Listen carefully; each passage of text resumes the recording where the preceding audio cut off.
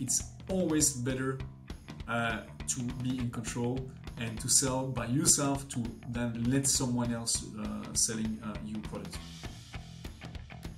Short tip: if I see someone that is in the decision process is not asking me the price, I may not have done something good. Make a batch of 15 days test. That's it. 15 days is way more than enough, And during those 15 days, arrange a call with those users, all right? If they say no directly, it means that they're not interested. Welcome to the Revenue Discussion Podcast. This podcast aims to inspire and educate the newest generation of revenue leaders on various subjects related to sales, marketing, revenue operations, and customer success. Every week, we invite an inspirational guest who is willing to share his or her insights, strategies, and tactics that has worked or are still working for him or her. Today, we invited Juan Schmitz to the show. If you don't know who he has been for more than 15 years in sales now. He has been holding sales and sales leadership positions in a couple of startups and scale-ups that you might know, such as Odoo, Effluence, and Gymlib. And recently, Juan went all in to help B2B tech startups to scale their sales engine. Today, he shared with us his biggest learnings when it comes to do sales in a startup environment. Enjoy the episode. Hello, Juan, and welcome to the show. How you doing? Hey, very good, thanks. Thanks for hosting me, eventually. Well, thanks. No, thank you. Awesome. Now, Juan, you have been in sales for a good 15 years now. Yes. And so, before you tell the audience more about you and what you've done and where you are now, I got a first question for you. How did you end up in sales, and why did you choose to stay in it? So it's quite accidentally. Really, get the. Let's put it this way. I had a taste of it during my studies, where I did sell different kind of stuff, and I really liked it. I used to sell, like child's play goods, right? I used to sell also some bicycles and different stuffs. And at the end of the study, really, at that time, I really thought, I'm going to go to the traditional way, the traditional path where you either end up in consulting or in FMCG. And I started to look for those jobs. I was contacted by some headhunters. They all jumped to my profile because obviously you graduated from any kind of business schools and you speak several languages. And all of them say, you want to FMCG, whatever, okay, I'm going to find you a job and whatever, And then there is one headhunter, and I'm still in really good contact with him, who said, with all your respect, I don't see any kind of stuff on your CV which is related to FMCG. And I said, that's true, but I want to do that, And then he said, and also, what do you want to do? And I said, marketing.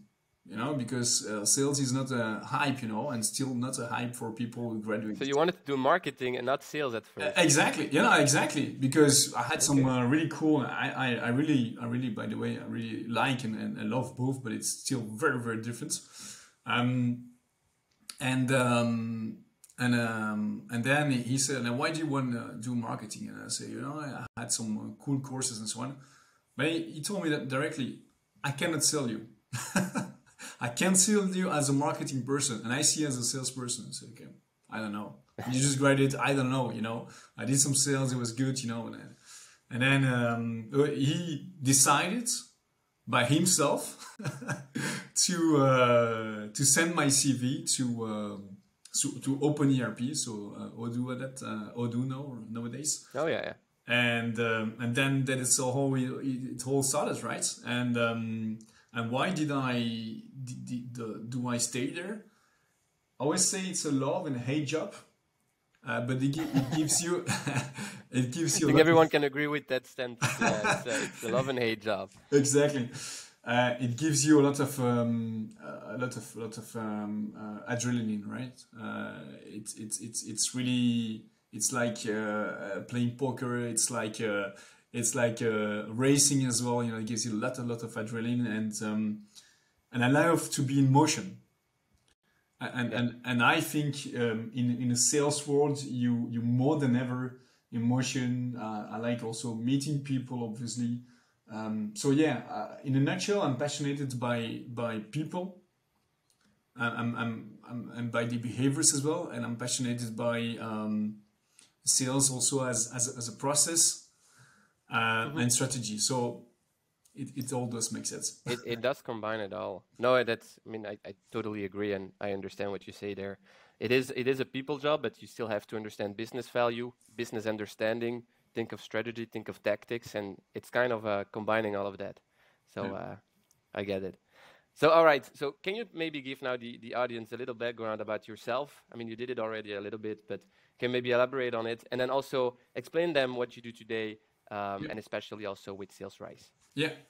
So yeah, in a nutshell, I've been in sales for 15 years. So obviously, starting my career as a sales, account executive, and then moved to head of sales in different companies.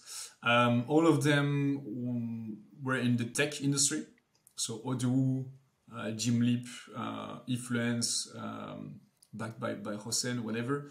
And all of them were either SME, who then been bought by major companies, right? Or startups that became huge scale-ups. Or I mean, Odoo is not a scale-up anymore. So yeah, exactly. I know what you mean. So and that path really also fascinating me, that kind of speed that you find in the startup and the SME worlds, where you have extra adrenaline. Sorry, yeah, exactly, and emotion as well. It goes very, very fast, and I really like it. I'm not a guy who could work in a company that is stuck with process and that is very slow. That's not for me, but that's very subjective, of course. And I'm really also, passionate by, as I say, by people and by founders of company that are passionate by their product. Not specifically, salespeople, engineers, from IT guys or consulting, and they have a really a clear vision, that are really passionate about what they're doing, but they're missing something. They don't like sales. They don't like the process around sales, or they don't know how to do that. They don't know how to manage salespeople and so on. And really, the mission today for Sales Rise is to help non-sales founders that are in the B2B tech industry to scale their business and to become to conquer their niche, right? That's really all right. Niche, right? Okay, no, makes sense. So yeah, you founded Sales Rise, I think, about 9 months ago, with the ambition to help startup scale-ups that are in a B2B tech space. Yeah. And so my first question that pops up is, when you enter a new startup, a new scale-up, what is like the biggest thing that you see? All right, I will have to work on this, because that's really what's stuck in the sales process here. The many challenges. So you mean the main challenge that they face, that their founders facing, or the main sales challenge, or the main challenge in general to really boost revenue. It's really, first of all, it really depends on the maturity of the company. Okay, company making 1 million euros has very different challenges from 10 million euros. And by the way, there is a very interesting scheme that summarizes the different stages of the growth of startups that is done by Aaron Ross, the VP of Salesforce. I can share it with you. That really explains, when you do a first, raise fund of 200K, it's like friends and family, you have no product market fit, and then it goes, for each stage you have different challenges. Anyways, what I find typical, I would say, challenge is for companies that are between startup and scale-ups. Okay, They acquire the first, let's say, depending on industry, but 30, 50 clients, right? They're doing roughly 50K as MRR, right? Monthly recurring revenue. And they all got these clients, either word of mouth or by a little bit of marketing, but at some point they say what they don't know how to replicate that. That's one of the biggest challenges. The second challenge is that they don't know and they don't want to do that as well as a founder, how to manage a sales team and how to manage the revenue curve. Okay. And that's when you come in. Exactly. Exactly. Exactly. So tell us maybe a little bit about, if you enter a startup, a scale up, I suppose they still have to, they are there because they have done some stuff, but there are no really systems or process in place. And I know that, sales cycle management is one of a hot topic. And also one of your strengths, I think. So maybe can you explain a little bit about, how do you look at it when you enter a startup, a scale up? Yeah. And maybe before that, basically we help, those startups on two aspects, on the process. So the strategy, the go-to-markets, right? That's one possibility, or the coaching, right? The coaching aspect is really, the sales team coaching and so on, right? The sales cycle is a really interesting topic because it's a mix of both. Basically, a sales team is like a chess team, right? Chess game, sorry. If you have the right pieces at the right place, with the right strategy, normally you will win the game, right? So it's really a mix of process. You have the strategy, and then the pieces are really the players, and it all comes back to selecting, of course, the right players and having the right people on the right place. That's really important. So when it comes to the pipeline, the sales pipeline, first of all, you really have to look at basic stuff like what is your ICP, okay? Or maybe first of all, what are your USP? Really dig into that, understand them, okay? Really clearly. Like Odoo is a really good example. Is the only ERP I would say in the world where you have a really modular approach, which means that any SME, can grow step by step. And that is a really strong USP because when you compare it to Odoo, to SAP, Salesforce, this is not the case. Right. So that's just to give you an example for very strong USP. I find important, for example, for their core target, which is SME. I know they're doing a major account, but for SME, for sure. So first of all, look at the USP, your strength, compare it to your competitors on your market, and define from there, of course, your ideal customer profile and the different exercises to do it. Okay. Once you have that, then you have to think about the buyer journey, right? That's really typical, right? And from there, you can define afterwards your sales process. How does it work? Right? How long does it make its own? Right? Do you want to give some more details about the sales process? How it is work? Yeah, definitely. Okay, go ahead. Yeah. So if we take again, this is a general example, but it applies to a lot of SaaS examples, right? Just to give you an example. So they're typically 3 steps, right? The first step is really, about discovering their needs, whether it's inbound or outbound. Of course, if it's an inbound lead, then it might go faster, The discovery phases where you have to, as a salesperson, identify what is the band. And that is really the challenge, right? And in the bands, the budget, the authority, the need, and the timing, right? For me, the most important aspect in the band is the need. If you have no need or you didn't create a need, that's something different, you cannot sell. It's impossible. Do you also sometimes look at other qualification methodologies? Yeah, absolutely. I look at as well, the Scotsman qualification stuff, but from and the spin as well, and again, for me, the most important is not the type of methodology that you use, okay, but really to have one, to stick to that, and that is really clear in your CRM, right? That you respect that. That's the most important. It's like with tools.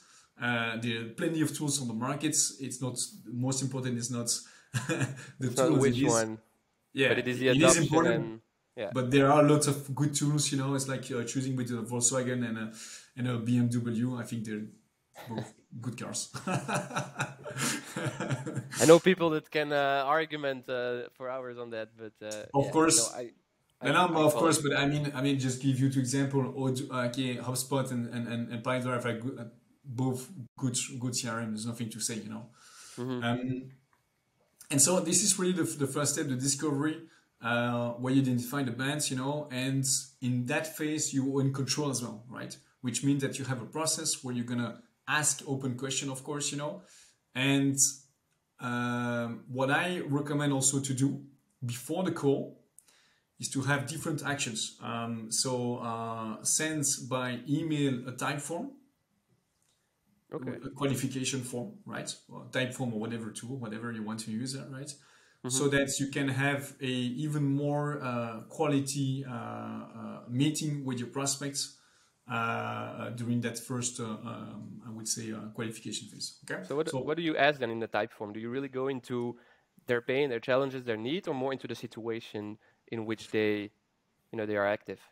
So yeah, first of all, what is interesting to notice that by sending a qualification form, it is often seen as less intrusive than asking question. A lot of questions. By orally, you sometimes face to face. Okay. Yeah. So, and that's the first thing. Second thing, it saves you time, and also. Third thing, and maybe the most important, it gives you clearly an indication on the commitments of your customer. From the very start. That's a good one. Yeah, from the very start of your sales journey. Okay. And what kind of question you ask? Really, first of all, what do they expect of the meeting?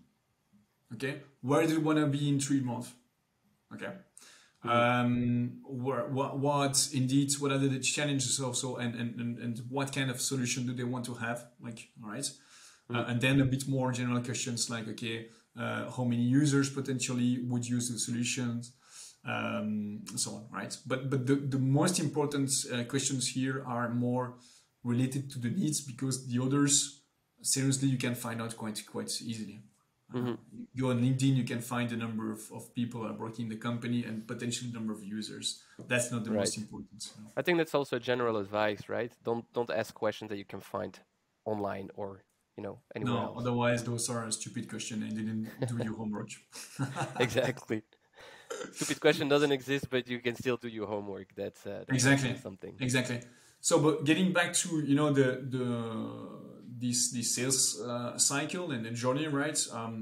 I think for the SDR team, once they have set up the meeting, it is really important in the process already to explain that the clients, the prospect, will receive a qualification form that will enable to improve the quality of the first meeting. Okay. So turn it positively. Yeah, that's important, I think, because sometimes people might be skeptical about providing more information, but if you put it in a context like that, I can imagine it can help. Exactly. Again, if the SDR did already all those information, that's fine, but it's not always the case. From my experience, SDR, and especially when they're young and they started, they tend to focus on simply scheduling meeting, which totally makes sense, if it's the right strategy. and they need to have some experience to really get the whole situation, the whole information about the prospect. So we'll say it's really 3 steps: the qualification meeting, the demo / free trial, and then afterwards the presentation of the offer. Okay. Okay. As I said, for every step, you need to fulfill certain conditions in order for your customer to benefit from, for example, a demo or an offer. You deserve. I mean, what I mean is that your customer deserve an offer or demo on certain conditions. You don't give it like this. It's a question of commitment. All right. So what do you then expect to get from the customer before you can move forward? Yeah. Okay. So first step, qualification. I think that's kind of clear. Once the band is there, we can call it a sales qualified lead. Okay. It's really qualified. Okay, pretty clear. Generally, the first step you have during the meeting, you have some people from the operational side, which does totally make sense. You don't have a budget owner there at this stage. For the second step, which is the demo, you need to deserve the demo. It requires a lot of time. Again, as a salesperson, you need to explain to your client that you're going to make something really personalized. Okay. Well, it's funny you say that, because recently I posted something on LinkedIn. It was a discussion from 2 revenue leaders. The one said you have to do a proper qualification before you can give a demo, and then on the other hand, you had someone that was actually also a revenue leader, but then in the position of a buyer. She requested a demo, but the sales pushed her to get first into a discovery call to really qualify her before she could get the demo. But that really got her frustrated. So I'm kind of curious now on your opinion about that, because do you then sometimes don't do what the buyer would like to get because you think that it's better to qualify, or do you say no, still try to be flexible in a way, give a demo, but also try to qualify in a certain way? How do you process that? There are always exceptions, I tend to be very flexible because, as we discussed earlier, it's first of all a question of trust. Okay, you can sell something without having process, but being trusted by the other partner. That's possible, but the other way around is not possible. Okay. And that's a hard one because it really depends on the position of the person. If it's a buyer, right, really, a purchase person, I could understand, I could make an exception and say, you know what, let's jump to the demo because I know that you are a budget owner and that you are not interested by being qualified. Because you have other expectation. It's another persona, right? As I said, the qualification that I was doing there, I was doing with some people from the operational, not a budget owner, right? Okay. And I kind of totally understand that a purchase person gets really frustrated if we start asking a lot of questions, and where she said, if I'm there into brackets, is that I'm interested. That's the message behind, and that really makes sense as well, So you need to be, as you said, my answer would be, you need to be flexible in a way. But again, there's still a process because you kind of adapt the process to the person that you have in front of you or the position of the person, and that's indeed in the case, right? Yeah, but I think it's important to mention it that yes, you want to have kind of a system, a process, a methodology in place, but you still have to be able to kind of play with it, to be flexible in a way, because at the end, sales is a human-to-human interaction. It's never always going to be exactly the same, right? It's always going to be, I mean, there are going to be subtle differences, sometimes more extreme than others, but I think that's important to kind of, be able to play with it and have that flexibility into place. Absolutely, but there is always a tendency, right? It's like when you play cards, right? And you're playing poker, right? You have 2 types of players. The ones that play whatever cards they have, and they don't complain. Say, I have bad luck, so I don't care. I'm just playing, you know, and I'm gonna bluff, right? And those kind of people, generally speaking, if they are wise, they tend on the long term to win the games, right? Mm-hmm. And the others, they blaming the bad luck and they say, you know, I had no good card, so I didn't play. Mm-hmm. The more shots you take, the more the probability, the likeliness that you win is higher. So in that sense, I still think, you know, and I see that by data, of course, that on the long term there is a tendency, you know, and Mm-hmm. that you can Yeah, definitely. you can rely on it. I get that. All And right. so, getting back to your question, moving to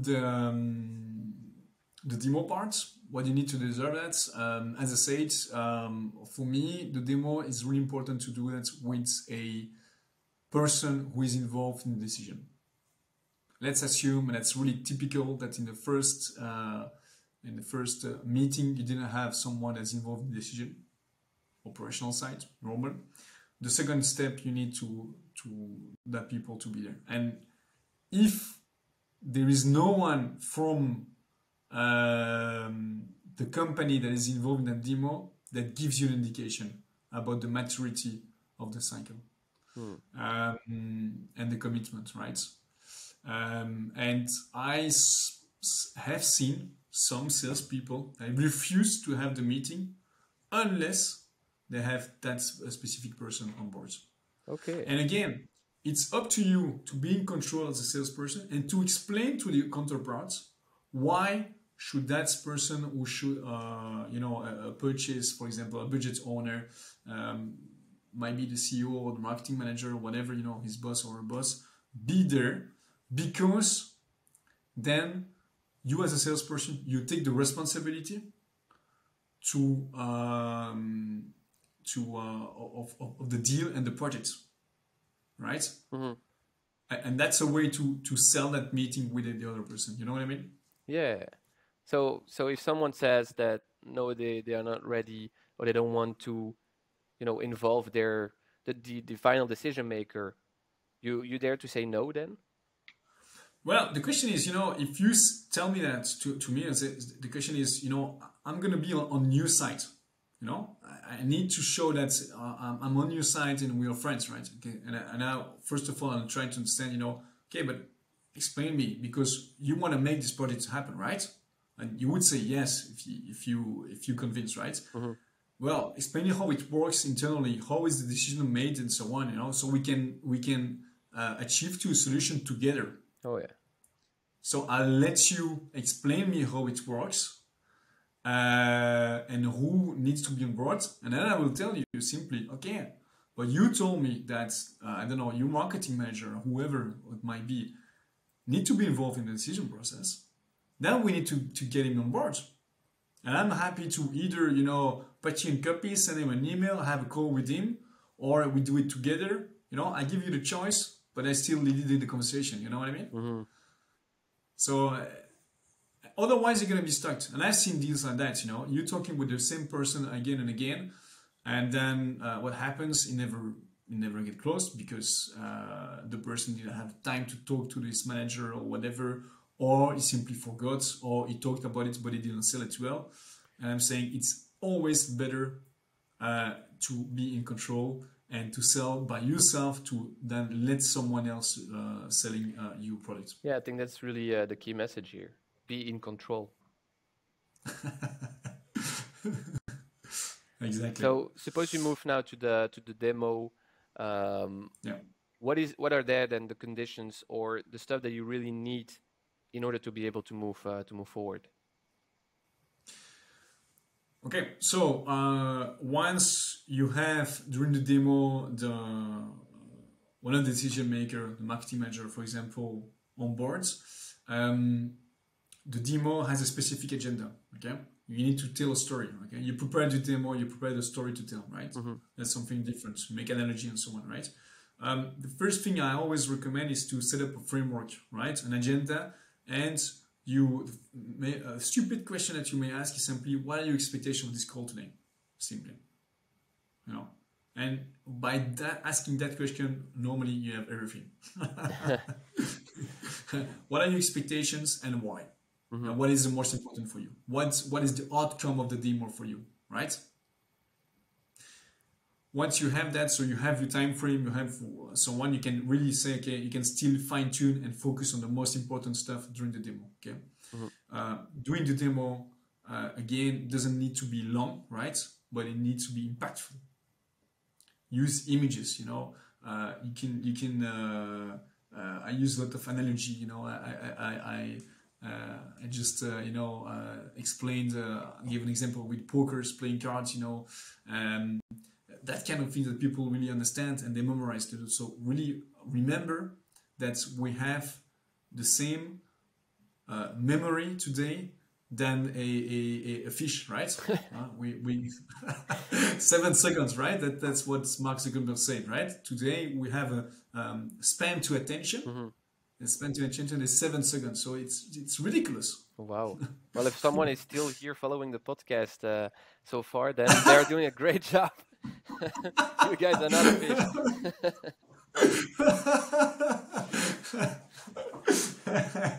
But we're better than fishes, anyways. So, you know, and there are really different phases in demo. So really the first one is to set up the framework, and then you still tell the story. And then you kind of summarize and you lead again to the next steps. And so you need to know exactly what are next steps, all right? To explain to your client this is how it works in our company. And that reassures the customer as well, you know? It's like, you know, when I purchase, it's a stupid example, but still, you know, when I purchase a flight tickets on any kind of platform, I expect the platform to make the job, you know, to arrange the all payments for me, to propose me to book an hotel, you know, for me. And really, you see that even in this particular case in technology, even a B2C, they are in control. There is a process behind, you know, and it's exactly the same. At the end of the demo, I always, you know, kind of, you know, leave a 10-15 minutes of small talk, you know, about, okay, right, okay. The first question you may ask, very stupid, is you know, did that meet the expectations? Did the demo meet your expectations? Yes or no? Are you convinced by a solution? Yes or no? All right, okay.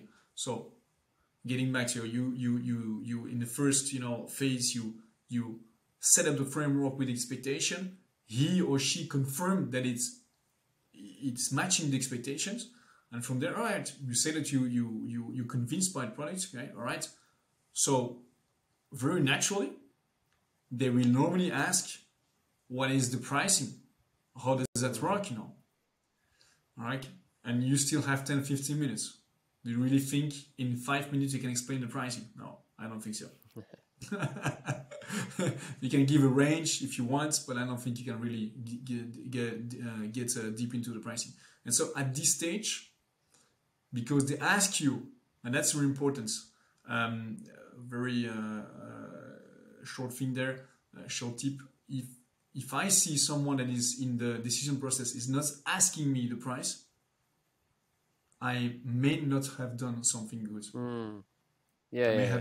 That's a good one. If they don't ask the price, it's perhaps because they are not really interested. Perhaps it didn't go as well as you expected. It's very objective, right? Right. Again, I'm talking about someone who is involved in the decision.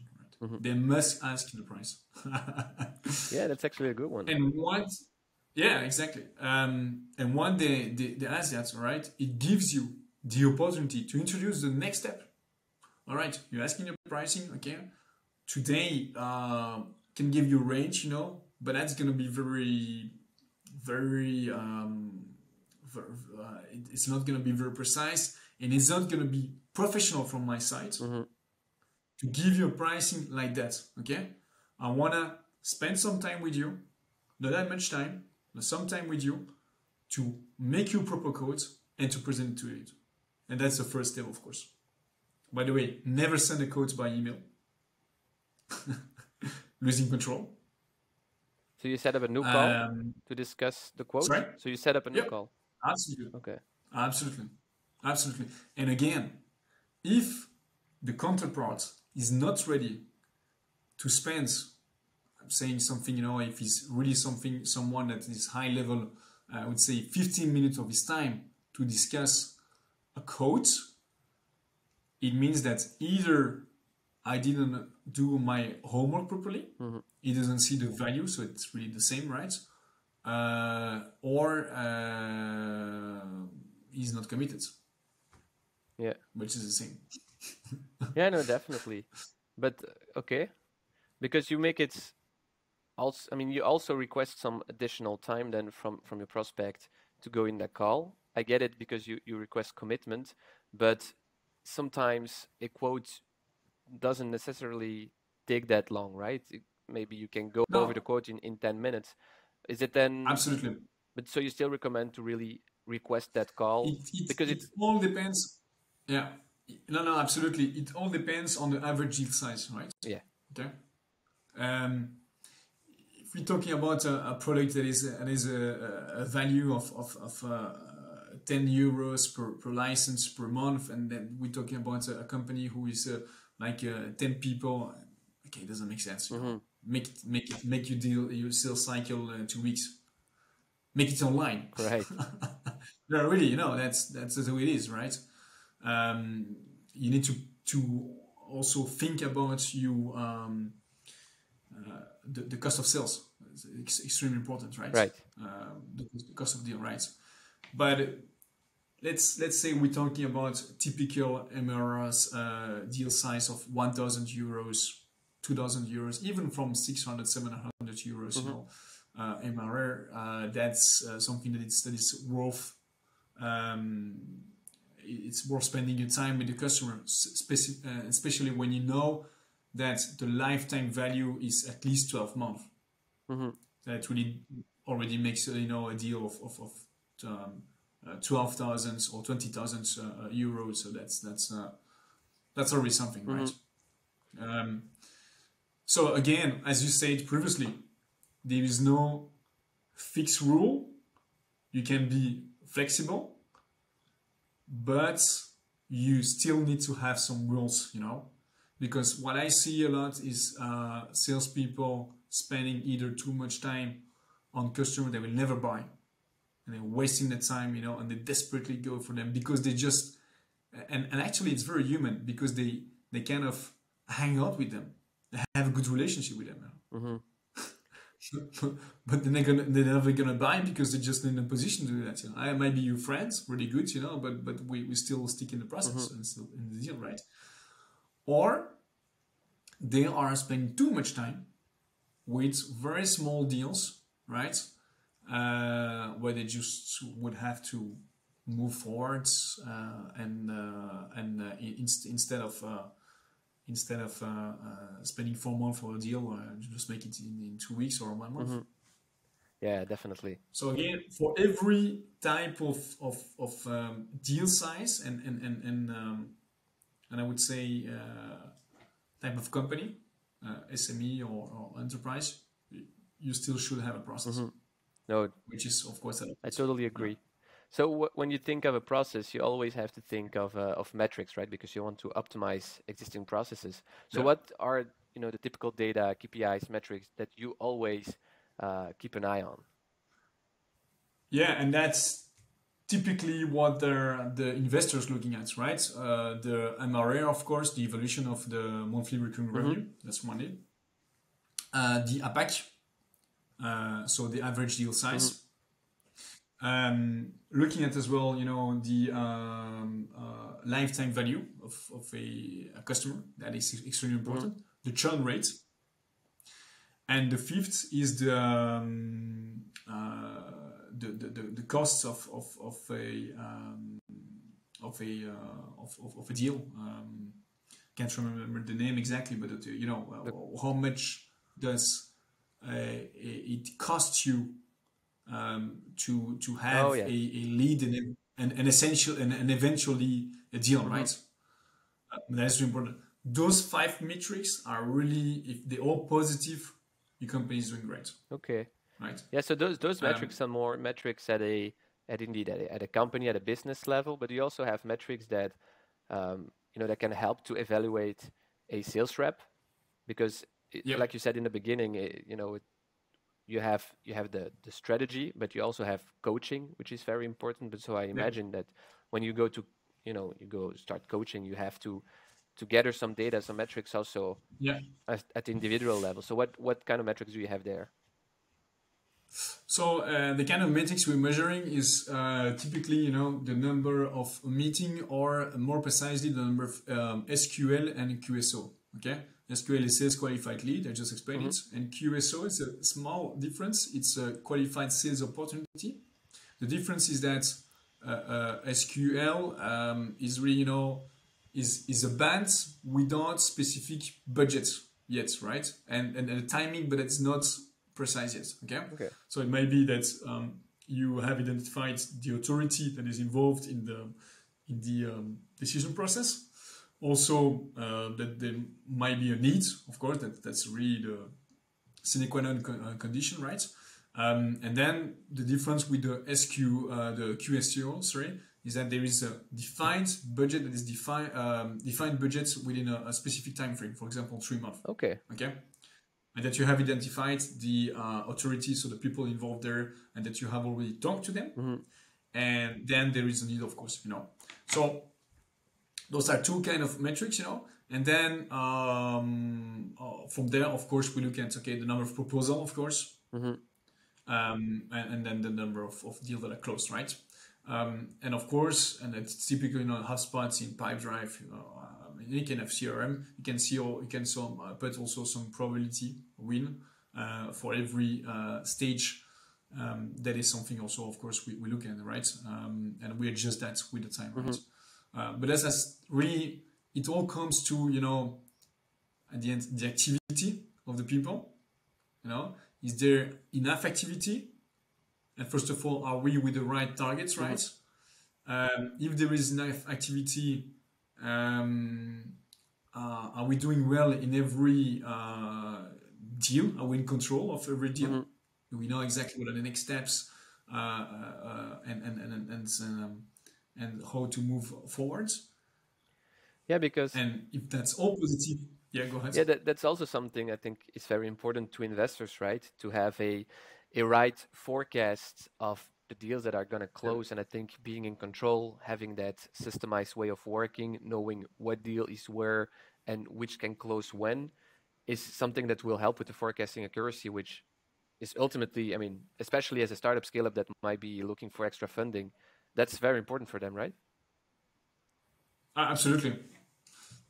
Absolutely. And again, there, as I said previously, there is a way to systemize and make it as objective as possible, your pipeline, right? Not only, the technique that I explained, like the bands or looking at spin methodology and so on is used, but also you can check, you can put in place, a ranking system. No? Okay. For example, you can put some points, give some points there to a marketing manager or someone who is on this decision who already made some actions. So, for example, they opened 5 times the email or 6 times the presentation, or they downloaded, for example, a brochure, so a white book, right? So things like that, So yeah, I think that's also kind of the future of. That's maybe not even the future. That's kind of the times that we are living in nowadays. Is that you have those smart tech and sales tech that just provide so much visibility into what the prospects are doing or are looking for or could be interested in, and that can really help you in anything that you do regarding the sales, right? Exactly, and that all comes to sales enablement. Today, and a very interesting solution that enable you, for example, to analyze objectively what is the impact of few calls. Mojo is one of them.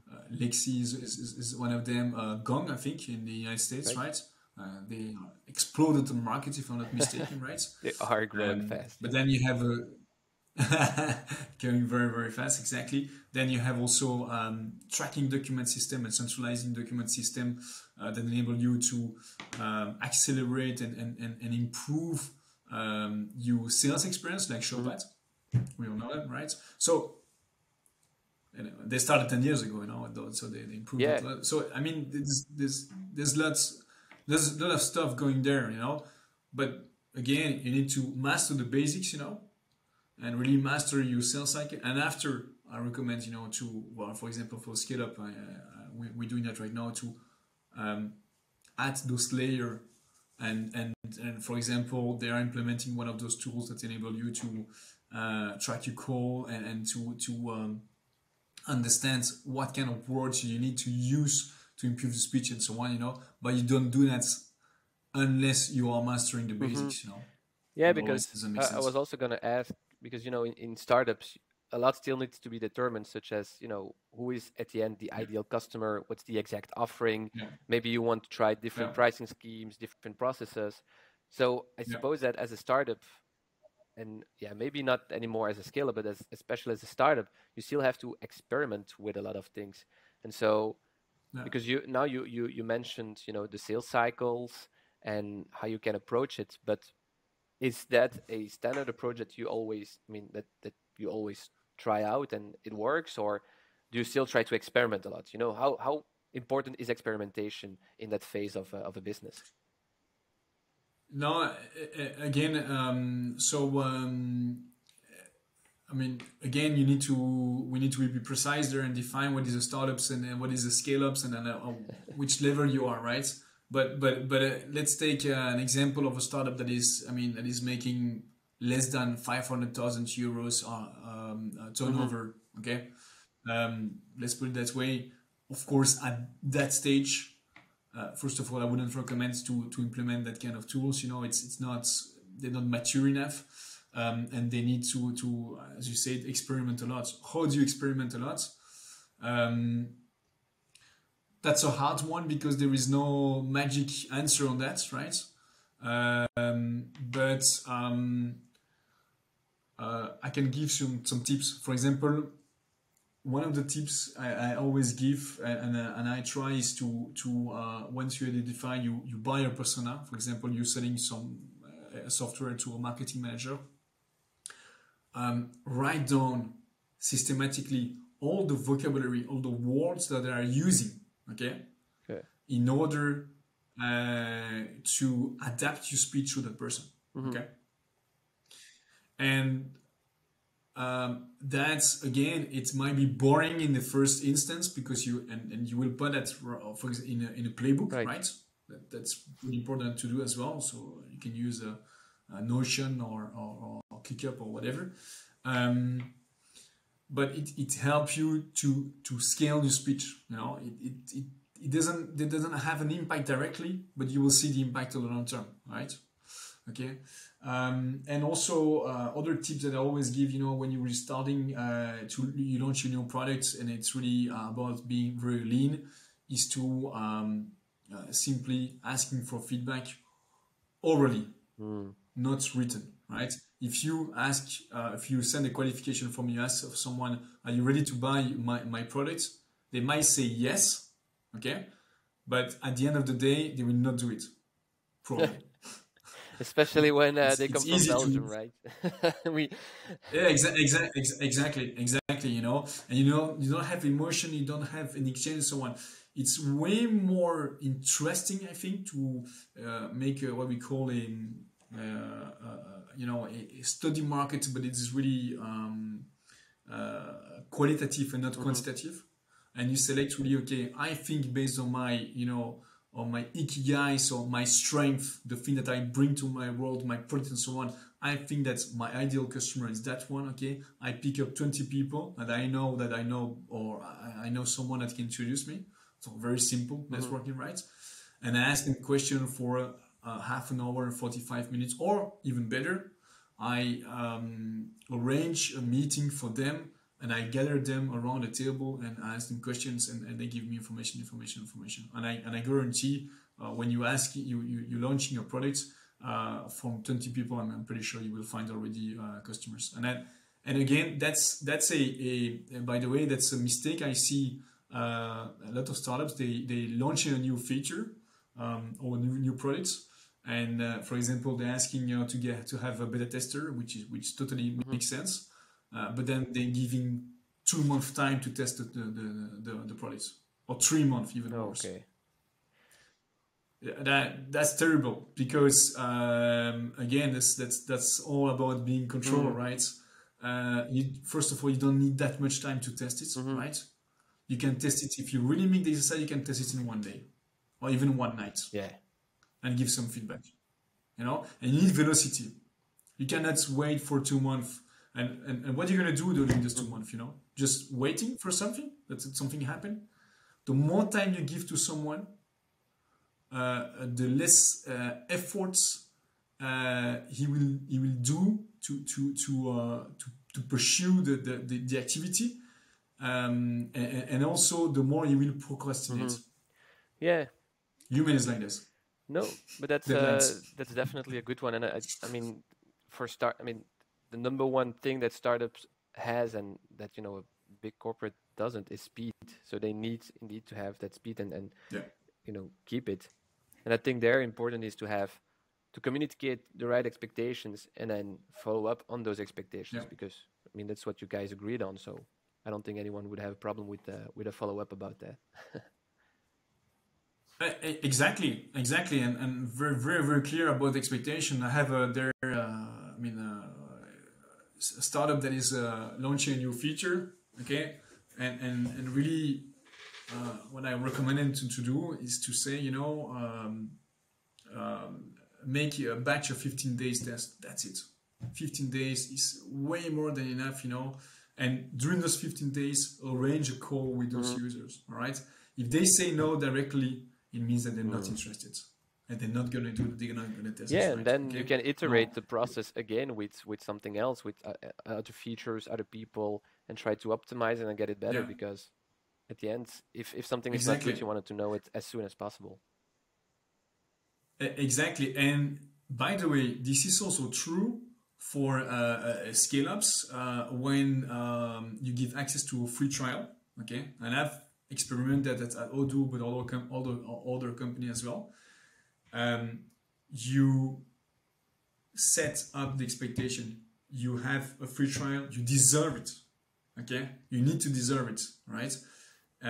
Once you granted the free trial, you will say, for example, we're gonna make 1, 2, or 3 calls during the free trial, and we're gonna arrange that right from now. Okay, and you know why? Because I'm going to show you some great features that maybe you didn't have time to test and so on, And again, it's also about, in the sales, the more time you spend on something, the more commitments you make, right? The more likely you will purchase, right? That's simply psychology, right? And so you set up the framework, and you don't give a trial like this, right? Okay. And you say, okay, I'm really happy to make you a trial. It will require me some time to make a dedicated platform for you guys, which is true as well, by the way. But on the other hand, it's giving and then receiving, giving. It's always like this in negotiation. On the other hand, I need you to have 1 or 2 calls, right? And the purpose of the calls is this. I'm going to show you how to use this feature and so on, right? And of course, I'm going to ask you some feedback and so on. And at the end, I'm pretty sure if you've done those 2 calls, 90% of the chances that it's closed. Yeah, I like that one. That's a great tip. Well, thank you so much for being on the show again. Thank you for all the knowledge that you have been sharing. Welcome. If people want to know more about you or about SalesRise, where can they find you? So yeah, www.salesrise.eu. They can simply find me on LinkedIn as well. All right. Juan Schmitz, or email juan@salesrise.eu. But LinkedIn or website is the easiest. LinkedIn or website it is. Now, I have a last question for you, Jean, and I know you know it because I know you have listened to previous episode of the podcast. But so, if Jean was a brand, what would it stand for?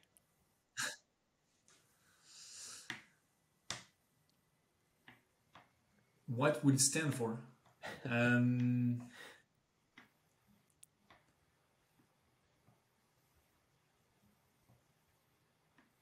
Velocity.